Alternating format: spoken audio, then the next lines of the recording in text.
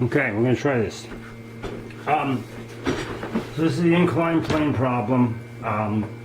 What we're assuming here is that there is no friction, and therefore the only force that is providing, their unbalanced force is mg is going down, f normal points perpendicular to the surface, and you'll notice that the sum of the forces in the x direction, there's a component of Fn that is pointed inward. Fn sine theta is going to equal mv squared over r, and the sum of the forces in the y direction are mg down and then Fn cosine theta up, and you've noticed that I've marked that as there being no net acceleration in the y direction, therefore those two terms are equal.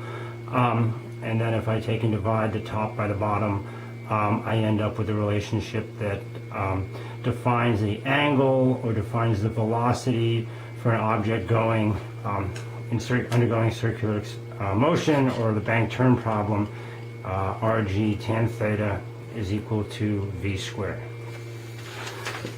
Suppose I want to travel at a larger velocity. In order to get the same acceleration, or in order to still continue to accelerate towards the center of the circle, I need to add another force, and in this case that force is going to be friction.